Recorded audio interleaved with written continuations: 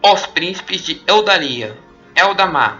Depois que Thingol e Melia se tornaram os primeiros reis e rainhas de Beleriand, com o tempo, a horte dos Vanya e dos Noldor chegaram a um ponto extremo, a oeste das praias de Can. Os elfos tentaram passar pela passagem ao norte, que era mais fácil de chegar em Valinor, só que tinha um problema. Aman e a Terra-média eram ligados por uma terra congelada chamada de Helcaraxë, a Terra Congelada.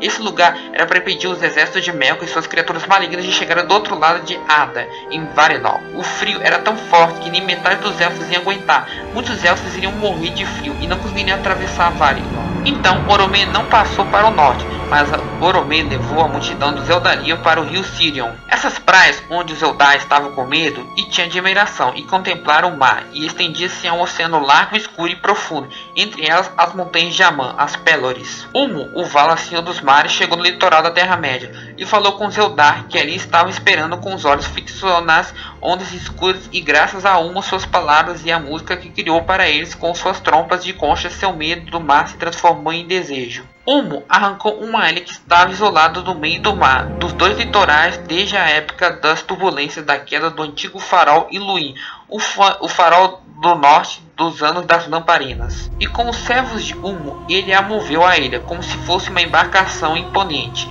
e ancorou na baía de Bala, onde o rio Sirion desaguava. Então, os Vanya e os Noldor embarcaram nessa ilha e foram arrastados pelo oceano e finalmente chegaram aos pés das montanhas de Aman e entraram em Valinor e foram acolhidos às suas bem-aventuranças. Quando a ilha se moveu para levar os elfos para Aman, ficou uma pequena ilha na Terra-média e ficou conhecida como a Ilha de Bala, a qual posteriormente Ossi, o Maia servo de Ulmo, costumava vir. Já os Teleres estavam ainda na Terra-média, pois eles habitavam ao leste de Beleriand, longe do mar, e eles só ouviram o chamado de Ulmo quando ainda era tarde demais. Muitos continuavam a procurar seu líder Thingol. Sem eles, os elfos não conseguiriam chegar em Valinor. Sem ele, quando souber que Ingwe, líder dos Vanya, e Finwë, líder dos Noldor, e os dois povos élficos haviam partido para Aman, os Teleres se apressaram para chegar no litoral de Beleriand, e ali ficaram daí em diante próximos ao rio Sirion. Os Teleres escolheram Olwë, irmão de Thingol, para ser seu rei. Muito tempo ficaram eles nas costas do mar ocidental, e Ossi e Uni vinham a eles e os tratavam com amizade, e Ossi o instruía sentado numa rocha perto da praia, e com eles aprenderam todos os tipos de histórias e de canções do mar. Foi assim que os Teleres desde o início amavam a água, e os Teleres eram os melhores cantores de todos os elfos. Mais tarde se apaixonaram pelos mares e suas canções, e eram cheios de som das suas ondas batendo na praia. Passando muitos anos, Ulmo ouviu a súplica dos Noldor e de seu líder e rei Finwë, que se lamentava pela longa separação dos Teleri. Ele implorava que trouxessem a Aman, se eles quisessem vir. A maioria deles revelou então estar realmente disposto a partir, mas foi enorme a dor de Ossi quando Ulmo voltou à costa de Beleriand para levá-los embora para a costa da terra de Can. E ele ficou descontente, porque as vozes dos Teleres não seriam mais ouvidas em seu território. Alguns ele convenceu a ficar, e esses foram os Falarin, os elfos de Fala, que em tempos posteriores habitaram os portos de Brintobrar e Elglarest, os primeiros marinheiros da Terra-média e os primeiros a fabricar embarcações. Círdan, o armador, era seu senhor. Os parentes e amigos de Thingol também permaneceram na terra de Can, ainda procurá-lo, embora tivesse preferido partir para Valinor, se um tivesse e Olwë estivessem dispostos a esperar. Olwë, porém, queria ir embora e levou metade dos elfos que eram do seu clã, e alguns elfos ficaram para trás, pois Thingol era o seu rei, e eles não iam a Valinor sem o seu rei, e eles denominaram o povo abandonado. Habitavam os bosques e as colinas de Beleriand, em vez de morar juntos ao mar, que enchia de tristeza.